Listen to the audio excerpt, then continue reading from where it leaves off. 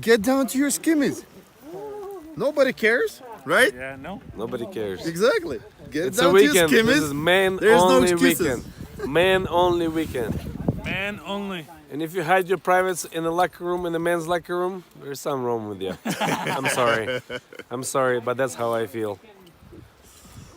It's a wonderful weekend. Меня видно? Да. In the snow or in the pond. Woo! Run! That was a splash. There's a polar plunge right there. Yes! No, roll in the snow. Nah. No, no, no, No. no. That's enough. Sponsored by Midland. Communication for every adventure. The industry leader in radio communication technology and innovation for over 50 years. Sponsored by MYMEDIC. Sponsored by TEMBO TUSK. Sponsored by Trail Rated Coffee Company. Sponsored by CK Knife and Tool. Always remember, the opinion you follow should be your own. Just consider the things stated here to be a second opinion from a complete stranger online.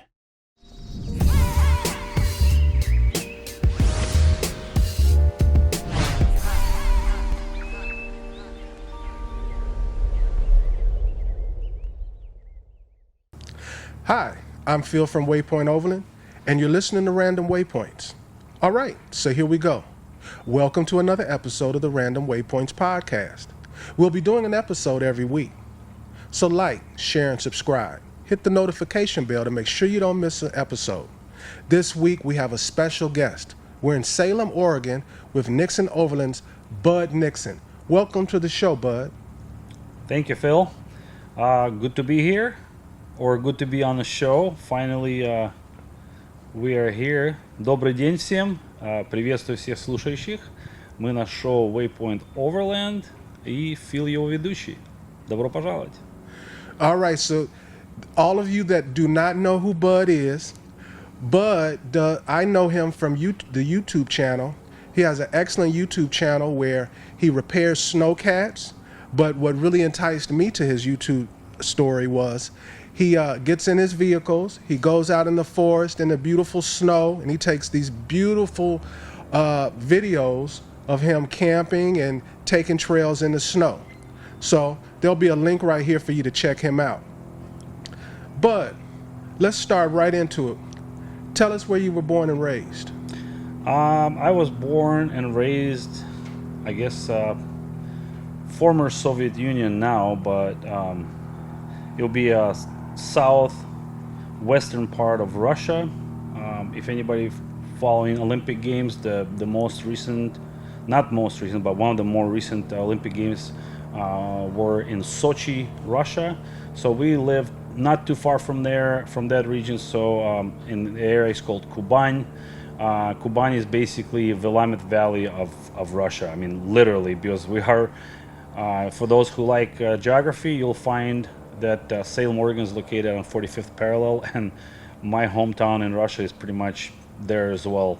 So that's kind of the story, I guess. So green onions, and the soup is ready to go. Все, супчик готов. Я думаю, это будет кайф. Это будет просто кайф. Все. Всем салют. Ездите с нами. You started the video by speaking in English and Russian. So could you explain to our audience why you did that? What we're doing is basically kind of like same format that my channel is. My channel is bilingual. I believe that I do my best to stick both languages equally. Where saying something in English, I'll say same exact thing in Russian, minus few words obviously here or there. But anybody who understands both languages, they will follow the story fairly easy. And the reason is for Russian is that my channel originally started for my Russian friends abroad who wanted to see my adventures. And at one point I got tired of carrying around the hard drive with me to have to show them the video. So I said, hey, I'll upload it to YouTube and you guys can watch it. So that's kind of the story about that. So, did you grow up off-roading and camping, overlanding, any of this stuff? Wow. So yeah, the story goes far, I guess you could say. When we were little, we went camping with the family a lot. I did live in a fairly mountainous region in Russia, and we did not own a 4x4 vehicle, so we learned the hard way how to get places with just a rear-wheel drive car. For those who might follow the Soviet production vehicles, it was the Zhiguli 01 or the Kopeyka. Kopeyka means basically a penny or a cent in Russian. It was the first production Lada or Zhiguli vehicle, like the model style, whatever. And we would go, based on the seasons of the year, we would go, in the mountains camping, mushroom picking, berry picking. I mean, there are stories where things, got crazy at times. So, yeah. So, currently, do you have any relationships with people in Russia that are overlanders as well? My story in States here, technically, like the whole jeeping and whole blogging world, I guess, if you want to start it that way, started with the Russian site called drive2.ru or drive2.ru, whatever, however somebody wants to pronounce it. And I think they actually had a team come to LA and make it where it's translatable, where it's both Russian and English now. But that's where I started my first blog, and that's how I started about a dozen years ago when I first bought my first 4x4 here in States, which was a 1986 Jeep Cherokee. And I learned everything from that Cherokee as far as what 4x4s can do. And being the fact that I was part of a photo club when I was a teenager in Soviet times in Russia. I did photography there, but that was black and white color on the film.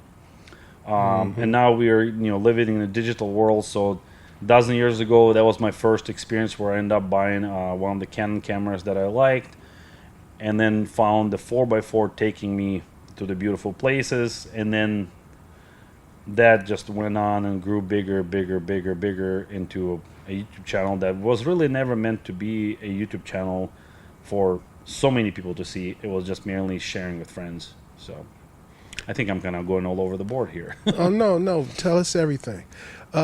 Also, I'd like you to tell our audience what you do, because we're going to be discussing some of that as part of this interview. Right now, I guess my general direction of what I do, I'm self-employed. I started building overland trailers or off-road trailers for a living. That's kind of the plan. We're still in the R&D process, but that's the main direction that I'm taking, trying to spend the most time there. But other than that, I am pretty much a jack of all trades. So I do fabrication with metal. I do all sorts of woodworking. I run a CNC router machine at home here in the shop. I mean, I have plasma cutter, welders. So basically, anybody that has any kind of small projects, people come in and ask me to help them out. I'll do that, and a lot of times I'll find myself doing a batch of cutting boards or some kind of other product that I can sell to kind of keep things afloat and put the bread on the table, so to speak, I guess. And also along everything, I am a dealer for Trans-American Wholesale Parts, which basically we own four-wheel parts store chain and all the brands that come with it. So I export parts to Russia a little bit and then sell whatever parts I can here, but that's something that I don't really advertise a whole lot. More or less it's word of mouth, but I think maybe I need to advertise more, because that's definitely might get a little better cash flow going. So, but yeah, I guess that's what I'm open to. So tell us about the snowcats. Snowcats, ooh. That's maybe a whole lot of new episodes. But well, before you tell us what you do with snowcat, some of my audience might not know what a snowcat is.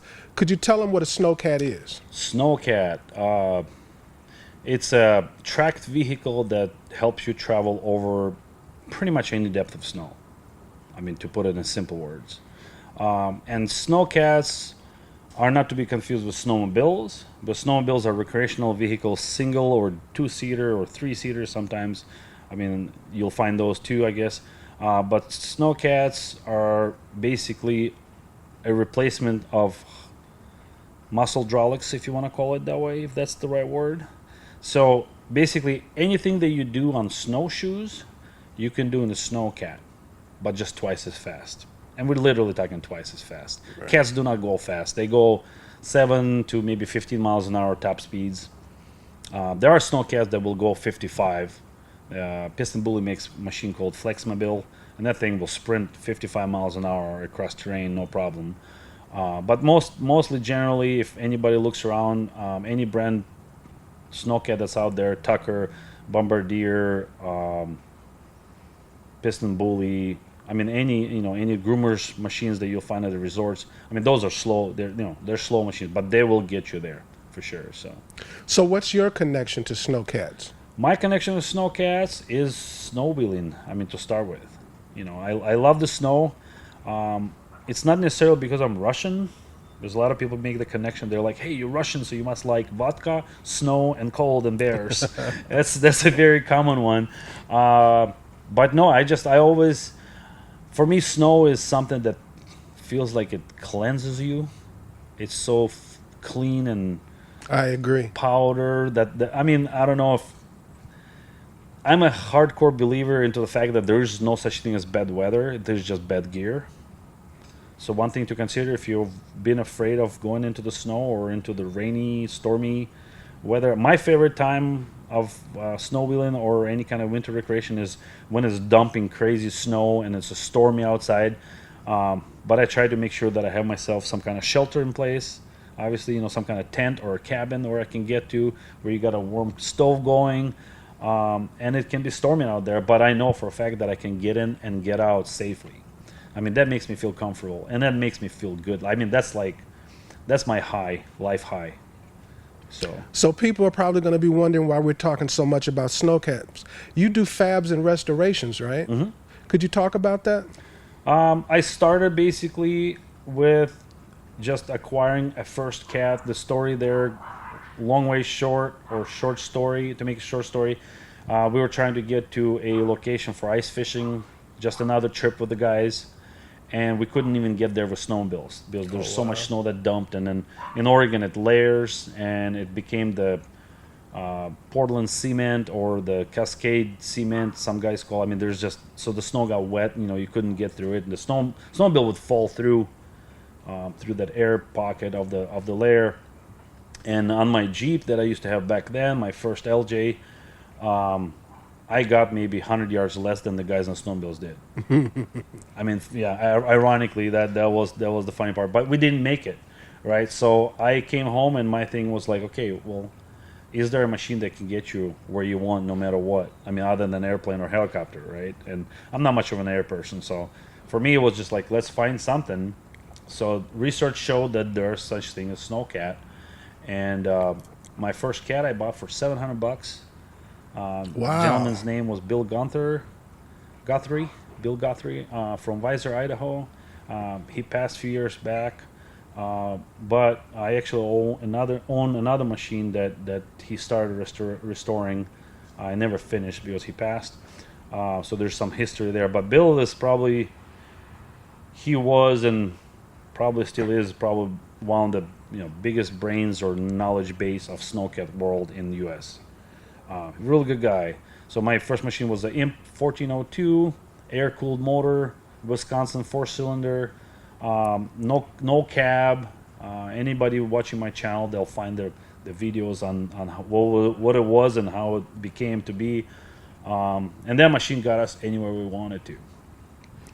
So, I love it. Yep. And then that just, that started a whole snowball effect rolling down a big hill where now I own 3 snowcats, and I think I'll buy another one sometime later. There's some ski resorts that don't have 3 snowcats. Well, it is what it is.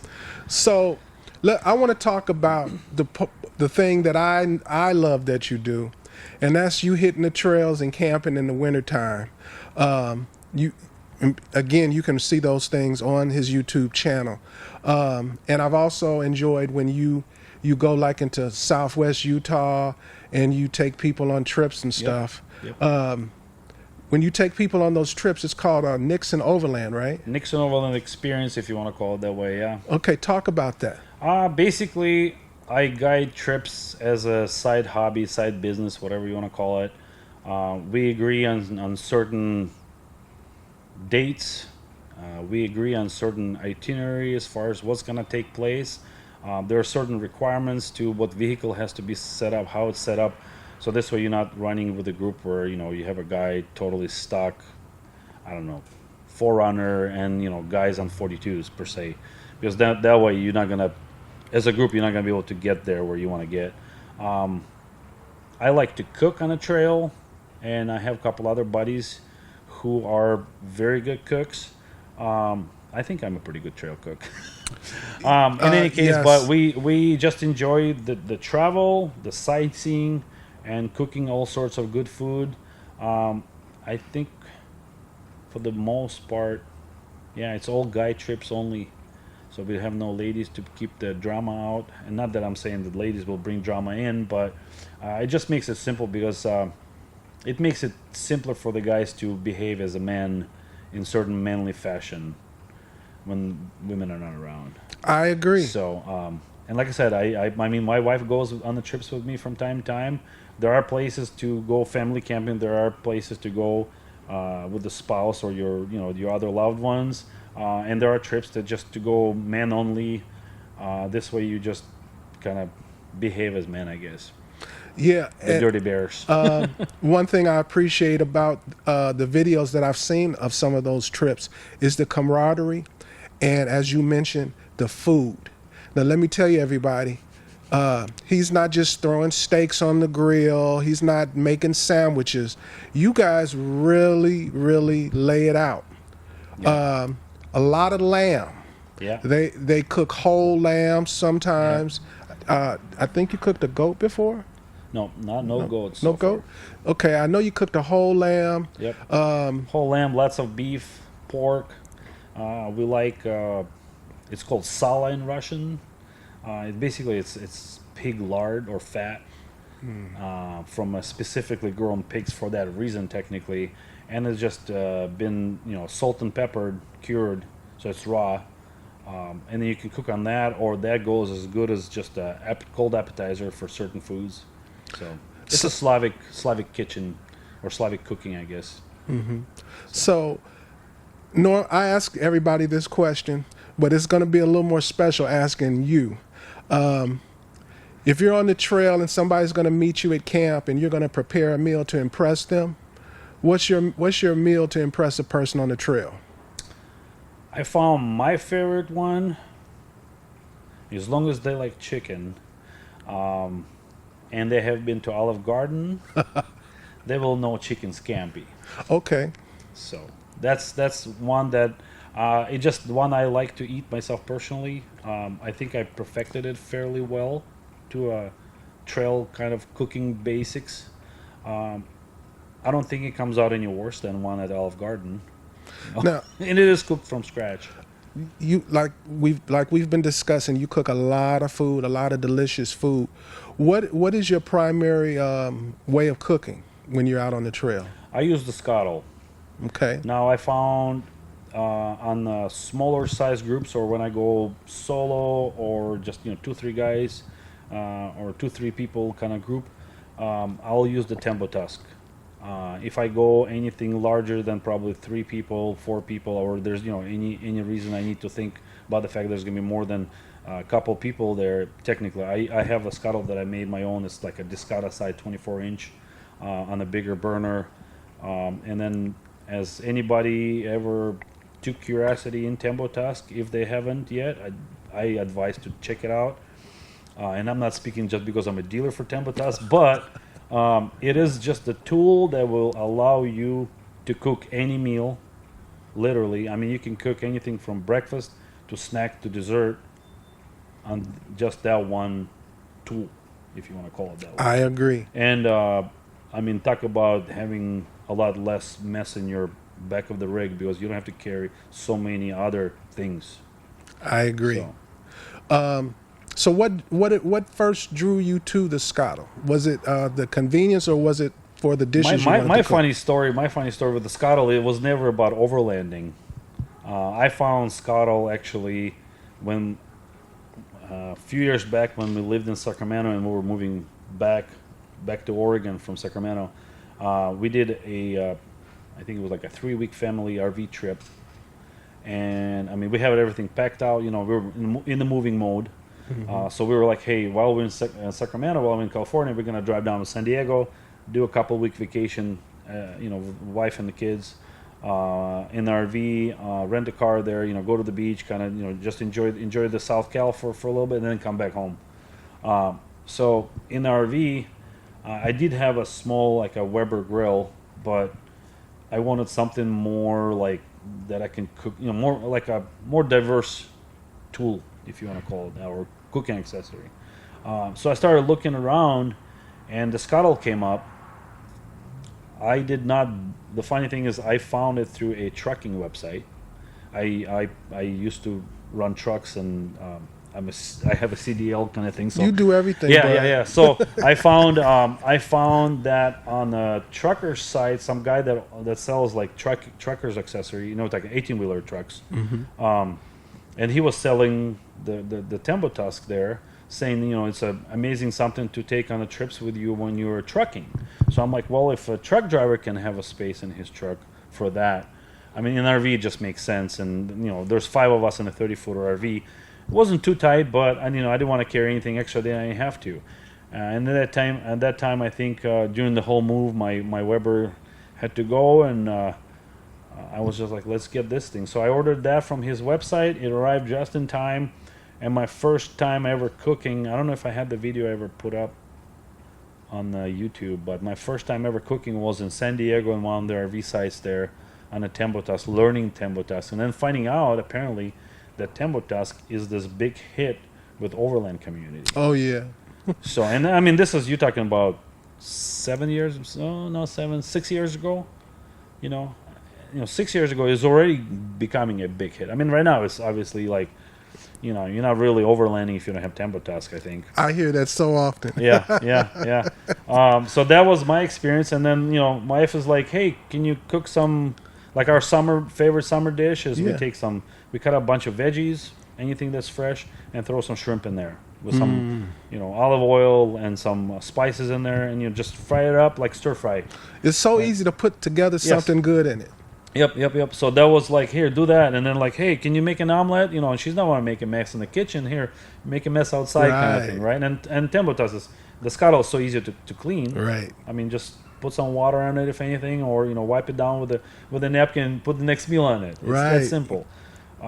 So, I mean, after that, I mean, you're talking about TEMBO TUSK would be, the Scottle will be parked outside our front door or our side yard, whatever. My wife is making something on it because either she don't want the stink in the kitchen because she's frying something, or we're just cooking something that, you know, Scottle is perfect for.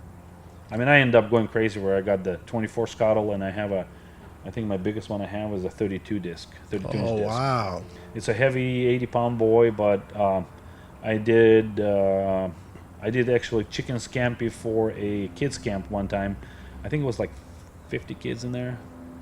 So yeah, the 32-inch disc definitely does the job. So let's go back to Nick's Overland. I know you got a team. Matter of fact, I follow one of your team members. He's a great photographer. Alex, probably. Right. Yep. So talk about your team. It's just someone that I'll just put it like this. It's a group that we found that we can connect fairly easy with, and everybody communicates easy, no drama. One heavy aspect of my trips, or anybody who ever wants to join, because a lot of times you don't know the people. For any extended trip, I never take anyone new. I always try to be somebody that I have to camp a few times before, just know what they're capable of, or, you know, where their threshold of their patience is. Mostly that's what you got to go after. I mean, the rest you can deal with. So you're talking about, you know, experience, and then just people who enjoy doing the same thing, because you wanna go after the people like-minded, so they enjoy overlanding, not just camping. They enjoy off-roading, not just driving. They enjoy taking pictures, and they just enjoy life, basically. No drama crowd. And biggest requirement is no drama, no fights, no drunk issues of men trying to figure out whose hormones are bigger. Right. Right. If that makes sense, right? I'm Because right on a with you. trail, anything happens, and a lot of times the tensions rise because things are not working the way you want them to be, or somebody's snoring too much at night or whatever, and then somebody might wake up grouchy with a hangover or something. They don't want to deal with something else, and you got to have that crowd that understands each other and helps each other. And in our crowd, we giggle and we make fun of each other all the time, and nobody gets hurt about it. Yeah, it looks like you So, guys get along real well from your videos. And then the other requirement is having the vehicle that's very similar to everybody else's, I guess. So, you just got to have that. Being in NIKSON Overland group, I guess, rooftop tent is a requirement, fridge is a requirement, and the rig to be set up roughly similarly to others. And then your driving skills, I guess they don't have to be even great or expert, because we'll guide you through. That's what I'm there for. Right. So the thing that drew me, like I told you, was your videos of you winter camping and on the snow trails. There's a lot of people that camp. There's a lot of people that do the trails, but most people, they cut it when the snow starts. So it's a very small community of people who actually venture out in the snow. What got you started into winter camping? Wow. I guess just love for the snow. Basically. And then finding out that right in our, in our backyard, so to speak, here in Oregon, where I live in the Willamette Valley, Oregon has multiple climate zones. And if you become fairly aware of the way that weather fronts work, I know one thing is when it's warm in the Willamette Valley, up in the hills, there's nothing to do there. You're talking about low 30s in the valley, and if it's raining, it's dumping snow up there. Right. That's one thing I've learned. And there's a lot of websites that anybody can probably mention, whatever. Like in Oregon, one popular one is the Trip Check. You can check the road cams and hey, it's snowing on the pass, so obviously it's going to be a good snowmobiling. And you just gotta go with the right weather. And a lot of times, one thing I can say about my videos, a lot of guys are basically a lot of feedback is that, well, we went and we couldn't push the snow, or we couldn't get there. It's just simple fact that people are going in the wrong time. Because snow packs differently. They say the north people living up north, they have 200 different names for snow or something like that, right? At least that's what I've heard. Like different, and I guess it's wet. We have wet snow, dry snow, cold snow, warm snow. Right. Basically, but they have all sorts of snows, and I call the snow that you can pack, the snow that you can break trail on, or the snow you stay at home with. Right. I'll put it that way. A lot of times, what's had happened is I would go out on a snow run, push all this high snow. Come back, post a video on YouTube, and all these guys are seeing my story or my channel videos, and they're like, "Yeah, we're gonna go out next weekend." And I'm like, "Well, yeah, have fun. The snow ain't gonna be the same." Somebody watches your videos, they get excited about what you're doing, and they say, "Hey, I want to do that too." What advice would you give to somebody, a first timer that's thinking about hitting a trail or camping in the snow? If it was just one piece of advice. First advice, always tell someone who is more capable than you are where you're going, and stick to the plan. That's the best advice I can give. Well, but you've been through quite a few vehicles since I first became aware of you. What are you traveling in now? My current rig is 2002 Infiniti QX4, and that Sweet. might be ironic because I'm mainly known for jeeping, but Trader. I always loved the Jeeps. I don't badmouth them ever. But Jeep is something that you have to really. It's a love and hate relationship for me always with Jeeps. One thing I hated about the Wrangler is the fact that when you build into the Overlander, it doesn't stay the Wrangler that it's meant to be, which is, remove the hardtop and enjoy the doors off. Once you build an Overlander, it stays Overlander. So you're kind of defeating the purpose of what it was kind of meant to be. But currently, I've sold my JKU that I had, and I'm in the middle of a lot of things of changing over things, whatever. But I always loved the QX4 body style or the body, so I've ended up looking for one for past probably 5 years, and finally I found one that I like because I like the silver color only. I do not like painting cars, so I found this one in silver, 2002 with 85,000 miles, which is very rare, in excellent condition, one owner, very reasonably priced. So that one will become my next overland rig that I'll use for my needs, so to speak. And it's only getting 33s, but it'll be fairly capable with me behind the wheel, I think.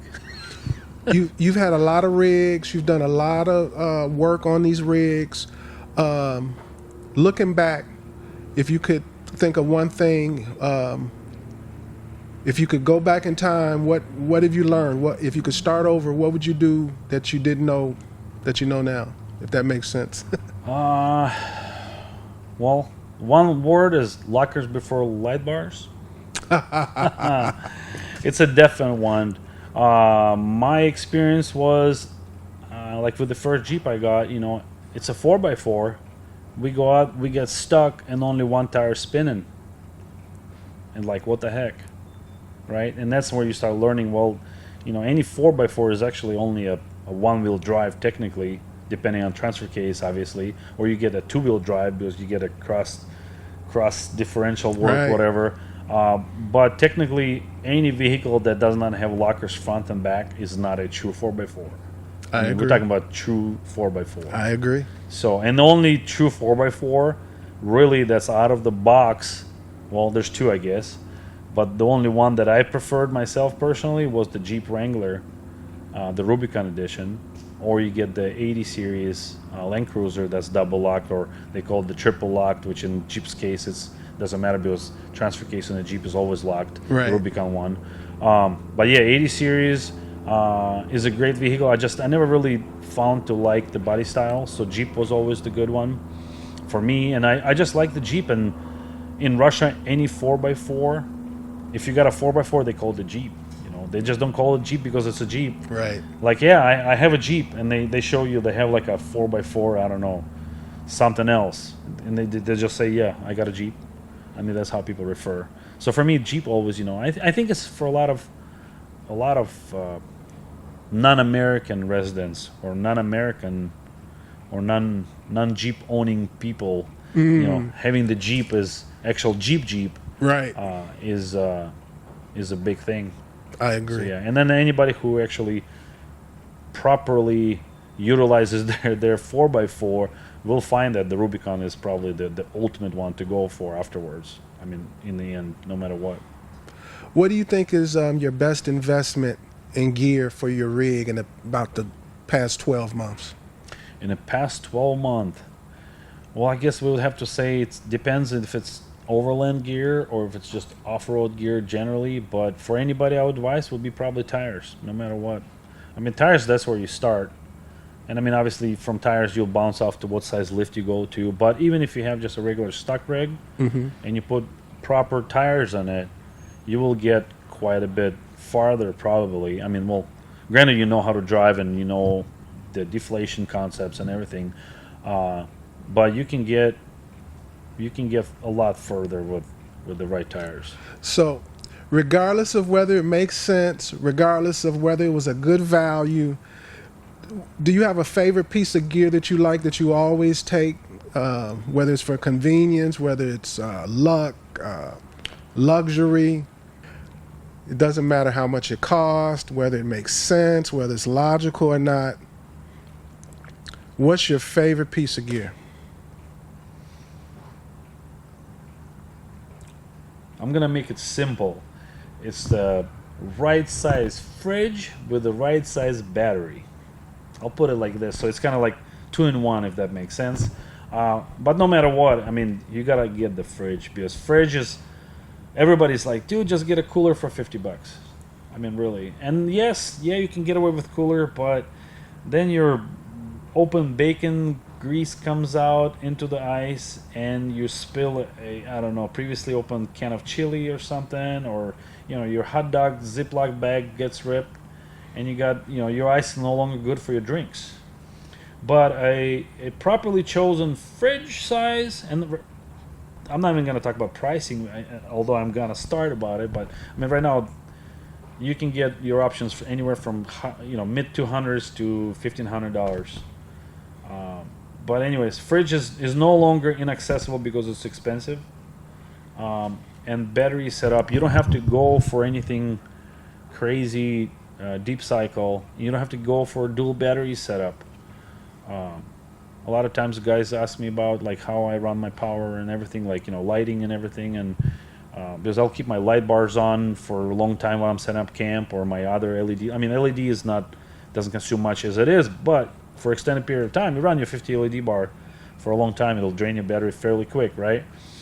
But a good 100 amp hour battery, one single one, will do you right. I mean, I've never gone to dual battery setup on my previous Jeep, and I would dry camp for 3 days with my 40 cord Dometic, and for 3 days, after 3 days, you just start it up and go. And nowadays they make them simple battery jump packs.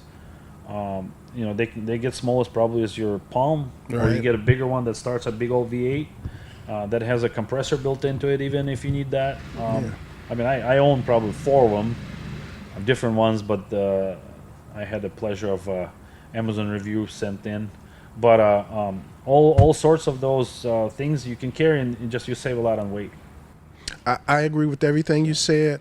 I do have a dual battery system, but it's only because there are times where I'll camp maybe 5 to 8 days, and I really feel like if a person is camping 3 or 4 days or less, you really don't. It's a waste of money. Yep. And I mean, when you're doing extended camps, you're thinking, do I need a solar? Do I need dual battery setup? Do you need more than a 30 quart fridge? I mean, when we go for our like the NIKSON Overland Experience 2 weeks long, I pack 2 of my fridges. I have a Dometic 35 quart and 11 quart.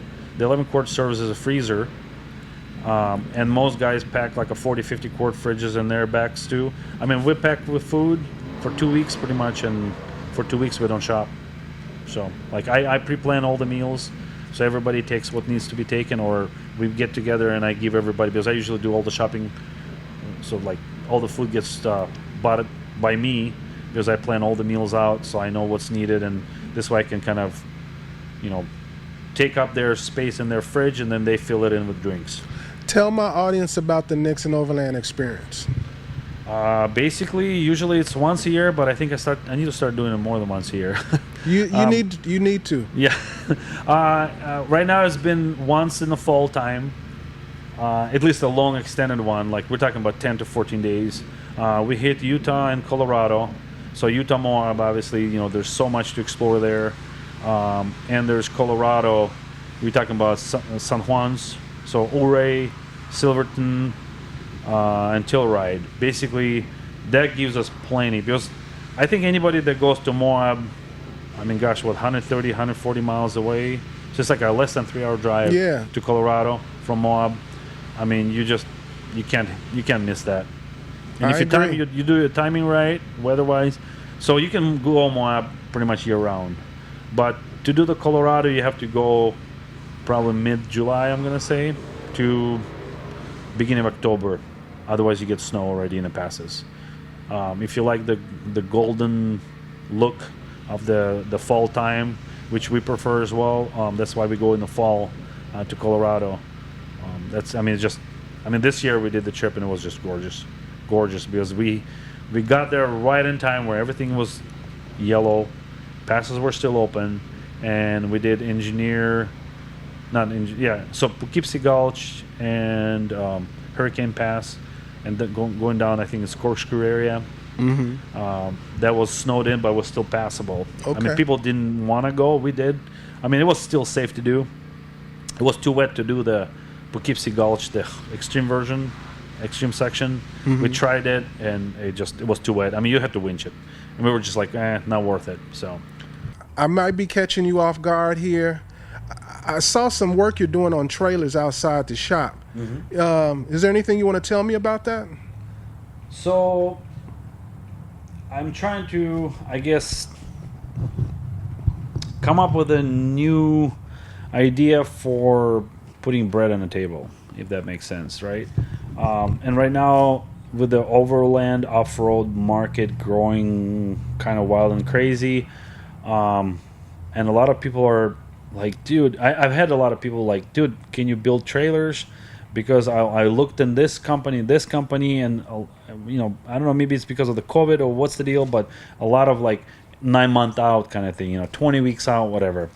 Now I can't guarantee any timelines, but I'm just one man business right now. I think I can pop out a trailer before it gets painted, probably within a week's time. Wow.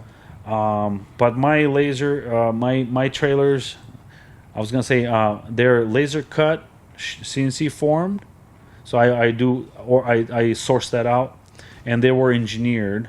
I have a good buddy of mine, Jason, who's an engineer, and he and I we teamed up, and we put it out where the frame is done right, the box is done right, and it's still in the R&D process. So we're gonna basically build I think it's a M416 or M something military style trailer, right? So that's the look that we're going after. Starting it up simple on 31s, whatever, and everything can be custom built. Obviously, if anybody wants a trailer on 37s, it can be done on 37s. But you go lots of places, various different types of geographical locations. My question for you is, what's your favorite type of terrain for overland travel?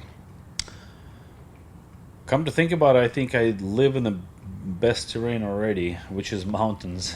Mountains, yeah, because you get the high timberline views. If you can get above that, so I think that's something that that's the reason I think that's what draws me to Colorado, and then the Moab area, because I don't know if I like Moab the best because it's very dry, and I'm more for like the green forest, mountains with creeks, snow melt, lakes. Yeah. Mountains will be probably the best. My audience, after them hearing the places you've gone, the experiences you've had, the Nixon Overland, your Nixon Overland experience, I can't believe we didn't really talk too much about your businesses. Like, you make butcher boards. I'll make sure to put all that information in the description of this video.